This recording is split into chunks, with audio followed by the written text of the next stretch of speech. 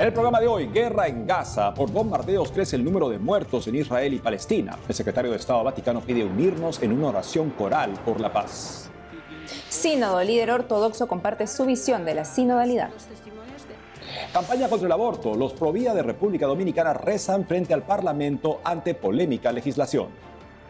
40 días por la vida, jornada de oración, cumple 9 años en México y Latinoamérica. Iglesia que ayuda. Cubanos recuperan el ánimo y la esperanza tras el paso de huracán Idalia. Hola amigos, bienvenidos a un nuevo programa. Es un gusto estar con ustedes y también contigo, Eddie. Sí, y empezamos este programa con una pregunta. ¿Por qué no existe entendimiento entre Israel y Palestina siendo la Tierra Santa, la tierra donde vivió Jesús? Es una larga historia. Pensemos que los palestinos tienen sus orígenes en los filisteos, con los que la nación de Israel de tiempos del Antiguo Testamento estaba en guerra. Bueno, Israel pierde el dominio, los judíos pierden el dominio de esto por expulsión de los romanos en el primer siglo de la era cristiana, pero al inicio del siglo XX, la Liga de las Naciones le dio a Gran Bretaña la responsabilidad de garantizar dos estados, uno palestino, mayoritariamente musulmán, y el Estado judío, que pudieran ocupar esa zona de una manera equitativa. Esto finalmente lo logró una resolución, lo estableció las Naciones Unidas en el año 1948, pero no fue aceptado por una coalición de grupos musulmanes que le hicieron guerra inmediatamente al recientemente inaugurado Estado de Israel, y esto llevó pues a una serie de conflictos que finalmente llegan al año 1993, en el cual se llega a un acuerdo, el acuerdo de Oslo provisional, un acuerdo para establecer los dos estados, pero Hamas, el grupo terrorista Hamas, jamás lo aceptó, digamos, valga la redundancia, y ellos son los que han lanzado este ataque brutal contra Israel el pasado sábado. Así es, Eddie, gracias por lo que nos has explicado. Y para entender mejor esto, nos vamos al mapa de la zona en guerra. Acá está Israel y por aquí Palestina. La franja de Gaza, en Palestina, es controlada por el grupo terrorista Hamas. El sábado 7 de octubre último, lanzó 5.000 misiles a Israel. Las zonas israelitas afectadas fueron Tel Aviv, Jerusalén y Beersheba. Los terroristas de Hamas también ingresaron por tierra a las comunidades israelíes cerca de la franja de Gaza, mataron gente y tomaron rehenes. El gobierno de Israel responde bombardeando la frontera de Gaza. Los ataques aéreos israelíes continúan azotando la ciudad de Gaza en Palestina como respuesta a los terroristas de Hamas. Los terroristas amenazan con matar a un rehén israelí por cada embestida de este país. Hamas bombardeó el aeropuerto más grande de Israel, mientras el ejército de Israel informa haber recuperado el control sobre el sur y la frontera con la franja de Gaza. Hasta el cierre de este noticiero, la cifra oficial de muertos en Israel ascienden a más de 1.000. En Gaza, Palestina, son más de 700 muertos. Desde el Vaticano, el secretario de Estado, cardenal Pietro Parolin, pidió unirnos en una oración coral por la paz. Ahora veamos testimonios de víctimas de uno y otro lado. Empezamos escuchando a una joven israelí que estaba en un festival de música electrónica cuando cayeron los misiles de Hamas. Unos 10 minutos después de que empezáramos a bailar y de que todo fuera perfecto y yo fuera feliz, rodeada de gente a la que quiero, empecé a ver cosas en el cielo, a oír bombas y a no entender qué pasaba alrededor. Y empecé a entrar en pánico. No podía ver con claridad, así que no podía saber si son gente del partido, terroristas, o no podía entender lo que estaba pasando. Maor, mi novio, me dijo que de ninguna manera íbamos a correr con ellos. Es solo correr por tu muerte. Nos van a disparar a todos nosotros. Y él me dice, de ninguna manera, tenemos que escondernos en algún lugar. Y me toma de la mano y me lleva de vuelta. Y nos metemos en el primer arbusto que vimos. Hemos estado en este arbusto durante 8 horas en silencio, sin poder hablar, respirar, ni hacer nada. Todavía no sé cuántos amigos he perdido y qué está pasando, si están bien, si están vivos. Sé que la gente que se quedó atrás en la fiesta, la gente que no corrió como yo, fue asesinada en el acto. On the spot. Veamos también a residentes de Gaza que narran los terribles hechos que están aconteciendo tras los ataques de Israel. Estábamos sentados en la seguridad de Dios, esperando la llamada a la oración del alba, Cuando de repente sentimos que el mundo se nos había venido encima, nos dimos cuenta de que habían bombardeado la mezquita. Salimos corriendo y solo Dios sabe lo que pasó. Lo encontramos todo cubierto de polvo, sangre y destrucción. Es indescriptible. No hay palabras para describir la mitad de lo que pasó y el alcance de la devastación que nos sobrevino. Ahora se está cometiendo una auténtica masacre contra civiles inocentes en la zona de Sabra. Hay docenas de víctimas y las ambulancias y los vehículos civiles siguen evacuando a las víctimas de esta casa que fue directamente atacada. Esto eleva el número de víctimas a más de 700 mártires hasta ahora y a más de 400 heridos. El Sínodo de la Sinodalidad, que es la asamblea de obispos y laicos que discuten sobre temas importantes de la Iglesia, entra en su día número 6. Nuestro corresponsal Nicolás de Cárdenas nos cuenta. Beatitudine, eminenze, eccellenze, cari fratelli e sorelle, carissimi giovani. Saludos desde Roma, desde donde les informamos de las últimas novedades de los trabajos que se desarrollan en la segunda semana del Sínodo de la Sinodalidad. El metropolita de Pisidia, Job Getch, ha tomado la palabra en el Sínodo de la Sinodalidad este lunes 9 de octubre para exponer cómo se aplica este concepto en la Iglesia Ortodoxa. De todas las confesiones cristianas, las ortodoxas son las que concuerdan más en materia doctrinal con la Iglesia Católica, pero sin reconocer el primado del obispo de Roma como sucesor de San Pedro. Para los ortodoxos, explicó, la sinodalidad corresponde a la práctica establecida por el primer concilio ecuménico de Nicea de reunir a los obispos de una región al menos 2 veces al año bajo la presidencia de su protos. Esto implica 4 notas características en el canon apostólico número 34. Todo eso significa que, en primer lugar, un sínodo es una reunión deliberativa de obispos, no una asamblea consultiva de clero y laicado. Segundo punto, no puede haber un sínodo sin un primado, protos, y no puede haber un primado, protos, sin un sínodo. Tercer punto, el primado, protos, es parte del sínodo. No tiene autoridad superior al sínodo ni está excluido de él. Y el cuarto punto, la concordia homonoia, que se expresa a través del consenso sinodal, refleja el misterio trinitario de la vida divina. Hecha la presentación, el metropolitano puntualizó que el sínodo de la sinodalidad difiere de la manera en que se entiende la sinodalidad en la Iglesia ortodoxa. La comprensión de la sinodalidad en la Iglesia ortodoxa difiere en gran medida de la definición de sinodalidad dada por vuestra actual asamblea del Sínodo de los Obispos. No obstante, hay que admitir que en determinadas circunstancias históricas, la Iglesia ortodoxa ha implicado al clero y a los laicos en la toma de decisiones sinodales.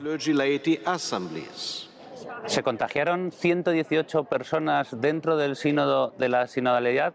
Les contamos la verdad sobre este rumor que se extendió ayer por el Vaticano. Un artículo de Vatican News en italiano informó errónea y momentáneamente el 9 de octubre de que 118 participantes en el sínodo tienen COVID, atribuyendo la declaración al cardenal Mario Grech, secretario general del sínodo de la sinodalidad. El artículo fue corregido posteriormente. CNA revisó el artículo original antes de que se hiciera la corrección, así como una versión archivada del mismo. Cabe destacar que Vatican News es el medio de comunicación oficial del Vaticano.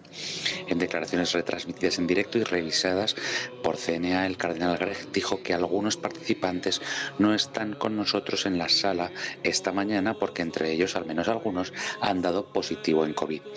Así que, para ser precavidos, no participarán en los trabajos durante los próximos días. Sobre todo, esperamos que todos se recuperen lo antes posible. Más tarde, el purpurado aclaró que solo 4 personas habían comunicado que habían dado positivo a COVID.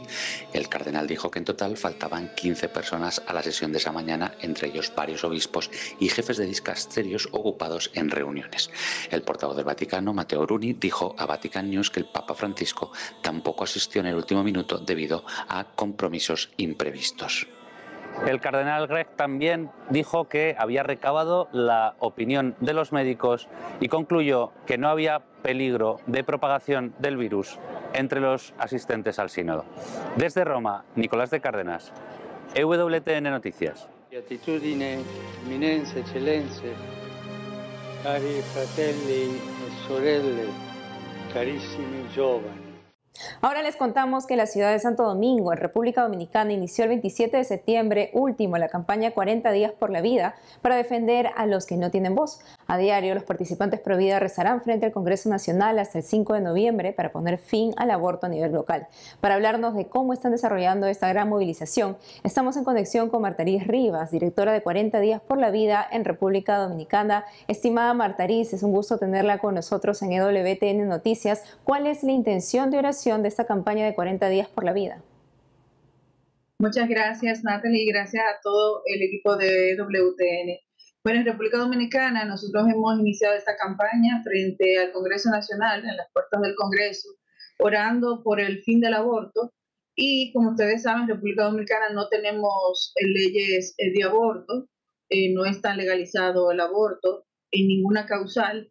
Sin embargo, han intentado desde hace ya alrededor de 20 años, varias veces y en varias intenciones de año legislativo, intentar que el Código Penal cambie, incluyendo las 3 causales del negocio del aborto. Nosotros tenemos ya 3 años orando desde aquí, desde República Dominicana, en las campañas tanto de Cuaresma como de también esta campaña de otoño, orando para que estas leyes no entren, porque siempre tenemos la amenaza, siempre abren la agenda y hay un grupo que quiere que haya una ley aparte de las 3 causales, otro que dice que debe estar dentro del Código Penal, y nosotros estamos afuera orando para que esto no suceda, porque de inmediatamente esto suceda, entendemos que las clínicas de aborto van a comenzar a trabajar en República Dominicana y no queremos que esto suceda como ya ha pasado en otros países, que ya hemos visto este ejemplo que está sucediendo. Así es. ¿Y de qué manera están desarrollando esta campaña de 40 días por la vida? Bueno, nosotros nos reunimos desde las 7 de la mañana hasta las 5 de la tarde. Como es el área del Congreso Nacional y enfrente también está el Palacio de la Alcaldía y la Suprema Corte al lado, hay mucha seguridad en el área y nos permiten en esos horarios pues poder estar orando ahí todos los días, desde temprano en la mañana hasta las 5 de la tarde, y entonces vamos con nuestros carteles, van grupos, movimientos, parroquias que se anotan en varios turnos, algunos voluntarios, tenemos un chat de voluntarios donde algunos se inscriben en un turno de oración, otros interceden desde sus comunidades, y entonces ahí hacemos una especie de animación para que esta oración realmente funcione y llegue a los congresistas. Hemos tenido el caso de algunos congresistas que se han incluso acercado, hemos orado por ellos, y también nos han llegado uno que otras personas diciéndonos algunos casos de jóvenes que quieren abortar. Cuando esto sucede, nosotros nos unimos al Centro de Ayuda de Madres Embarazadas, que se llama CAME, aquí en República Dominicana, y a través de esa institución, pues nosotros damos los datos para el acompañamiento de aquella persona que está en riesgo de aborto. Precisamente esta no es la primera campaña que realizan, ¿no? ¿Cuántas vidas de no nacidos se han logrado salvar con este tipo de movilización? Bueno, como nosotros no estamos frente a un centro de aborto, es más difícil que nos lleguen los casos, pero hasta ahora nosotros más tenemos 3 años haciendo esta campaña frente al Congreso Nacional. En una vez lo hicimos frente a un Profamilia, porque tenemos Profamilia en República Dominicana, pero si no son centros de aborto, sino que promueven anticonceptivos y todo esto, y también están apoyando que las 3 causales entren a la República Dominicana. Pero hasta ahora solamente hemos salvado alrededor de 5 vidas directamente, nosotros acercándonos al centro de madre. Hay otros casos que hemos acompañado que no han sido exitosos porque la chica ha decidido abortar. Así es. ¿Y cómo puede hacer un ciudadano si quiere unirse a esta campaña de 40 días por la vida? Bueno, en nuestro caso, nosotros tenemos las redes sociales de 40 días por la vida en República Dominicana o 40 días por la vida SD Santo Domingo, y invitamos a que nos escriban por las redes sociales, también por nuestro correo 40 días por la vida SD @gmail, y también tenemos la página web de 40daysforlife.org. Bueno, ahí pueden poner si español o inglés, y también 40diasporlavida.com. Muchas gracias, Martarí Rivas, por lo que nos has comentado, y seguimos uniendo fuerzas en oración por el fin del aborto. Muchas gracias a ustedes y seguimos orando para que el aborto sea impensable. El movimiento internacional 40 días por la vida cumple 9 años de acción en México y Latinoamérica. Nuestro corresponsal Diego López Colín nos cuenta. Se realizó en la Ciudad de México una velada provida en el que se celebró los 9 años en el que 40 días por la vida inició sus campañas de oraciones en México y en América Latina. En este estuvieron presentes liderazgos de EWTN. Este evento tuvo lugar en el contexto de la visita a México de la líder provida Patricia Sandoval y de Jimena Izquierdo, gerente de Amigos Misioneros de EWTN para Latinoamérica y España. Durante su estancia en el país, llevaron a cabo diversas actividades en apoyo a la defensa de la vida y la promoción de la devoción al Divino Niño, a quien la Madre Angélica, fundadora del canal, le tenía una profunda confianza.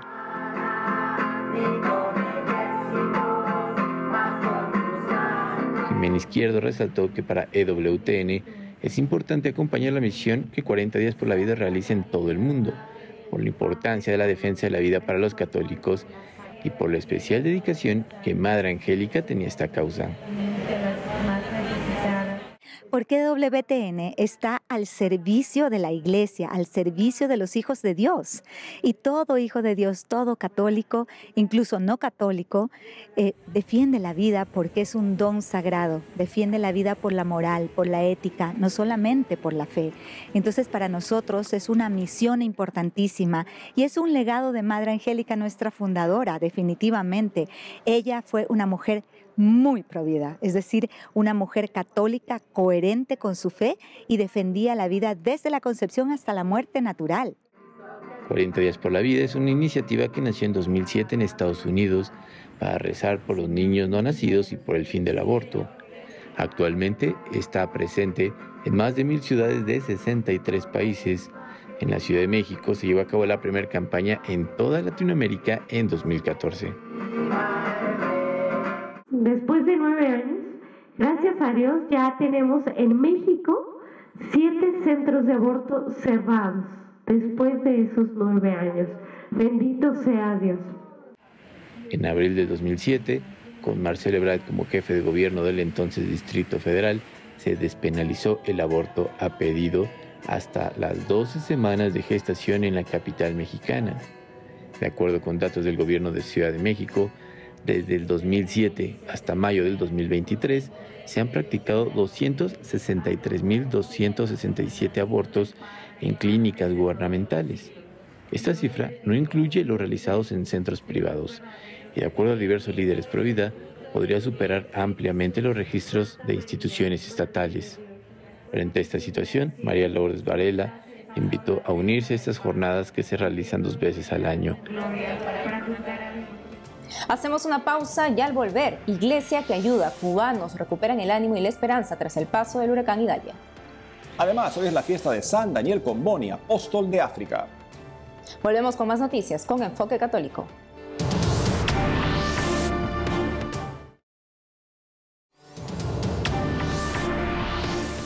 Los cubanos de Playa Guanímar se van recuperando del feroz paso del huracán Idalia en septiembre. La Iglesia Católica tiene mucho que ver en el nuevo ánimo y esperanza. Nuestra corresponsal Rachel Díaz nos informa. Nos encontramos en Playa Guanímar, provincia de Artemisa, donde hace menos de un año la tormenta tropical Ian dejó severas afectaciones fundamentalmente relacionadas con la penetración del mar y las abundantes lluvias. En esta oportunidad, el huracán Idalia también ha pasado por este territorio y aquí ha llegado Cáritas para brindar su ayuda. Territorios como este destacan por su cercanía al mar y por presentar una infraestructura muy deteriorada. Los bienes de los cubanos en esta zona deben mantenerlos de generación en generación. Ante bajos salarios y escasez de material de construcción en la isla, no es posible tener nuevas propiedades o productos básicos. En septiembre del año pasado, el huracán Ian dejó cerca de 1 millón de damnificados en la provincia de Pinar del Río. Este año el huracán Idalia también golpeó a muchos cubanos, aunque en menor escala. Cuando la oficina de Diocesana de Cáritas visitó esos lugares, Se observaba en las personas afectadas el pánico, mucho miedo, inseguridad ante la pérdida de sus bienes. A la diócesis nos llegó ayuda. En primer lugar, de parroquias de la misma diócesis nuestra, Pinar del Río, que no fueron afectadas. Por ejemplo, Artemisa, Guanajá y San Cristóbal. Esas parroquias, pues, en las dos ocasiones, acudieron en ayuda, en solidaridad, en hermandad cristiana con las parroquias afectadas y dieron sus donativos fundamentalmente en alimentos, en ropa y en material de aseo. También otras diócesis de Cuba, cómo no, otras diócesis. La diócesis de La Habana, la diócesis de Ciego de Ávila, Santa Clara, Cienfuegos, la diócesis más cercana a Pinar del Río. Para gestionar las ayudas fue imprescindible la colaboración de las cáritas parroquiales. Gracias a ellas se identificó los auténticos afectados. También se recibió la cooperación de Cáritas Internacional, Cáritas Alemania, Cáritas España, Cáritas Estados Unidos, Cáritas Colombia y el propio Vaticano. Asimismo, ayuda de otras organizaciones internacionales. En el caso de la Arquidiócesis de La Habana, el huracán Idalia pasó por los mismos lugares que Lian. Esta vez en Playa Guanima fue más fuerte la inundación por penetración del mar y las inundaciones propias de esa zona baja y algo también en Surgidero de Batabano. Así que continuaremos ayudando también en los próximos tiempos, ir viendo cómo las familias más vulnerables, más necesitadas, se pueden levantar con la ayuda de ellos mismos o también con todo el apoyo de la Iglesia a través de Cáritas. Lo que predomina son las personas mayores solos que no tienen familia, que se sienten vulnerables. Los pobladores de nuestra playa de Guanima se sienten cada vez que llegamos con la ayuda de Cáritas agradecidos, muy contentos, porque se han sentido que alguien los apoya, que alguien los tiene presentes. Los dos ríos se unieron, entró el mar, muchos pobladores volvieron a mojársele varios de sus pertenencias como colchones, máquinas de refrigeradores, porque lo subieron, pero no fue lo suficiente, el mar subió más de lo planificado y así han habido varias afectaciones que hemos ido constatando, tratando de ayudar en la medida de lo posible. Y las personas han comenzado a recuperarse y a utilizar varias de estas cosas que les hemos ido dando. Tienen un problema bastante serio con el abasto del agua potable, porque la turbina que abastece la playa está rota. Los voluntarios y personal de Cáritas son fundamentales en la recuperación material y espiritual de los cubanos damnificados. En Artemisa, Cuba, Racheles, EWTN Noticias. Como cada 10 de octubre, la Iglesia Católica celebra a San Daniel Comboni, misionero y fundador de la compañía Hijos del Sagrado Corazón de Jesús, instituto que adoptaría más tarde el nombre de Misioneros Combonianos del Corazón de Jesús en honor a su fundador. El padre Juan Carlos Vázquez, director de diezminconjesús.net, nos habla más del santo.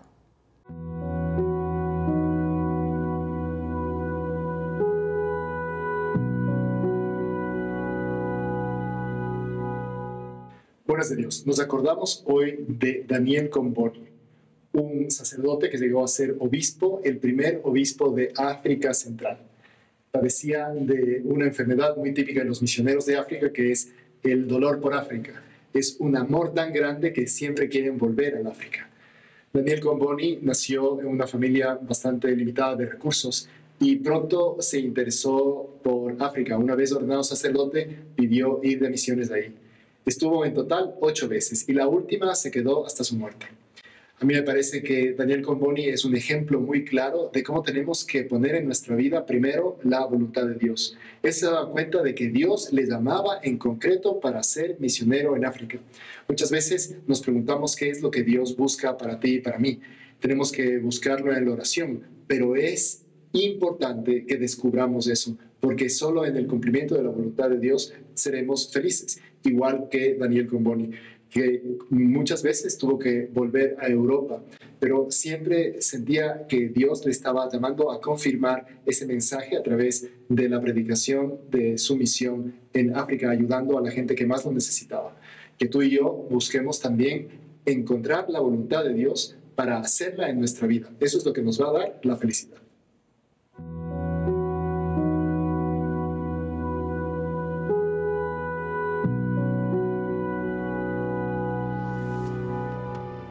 Nos despedimos con imágenes del Festival La Naval en Manila el pasado 8 de octubre. Así es, Eddie, en agradecimiento hacia Dios y a la Virgen por la victoria de españoles y también de filipinos contra la invasión holandesa. Hasta mañana.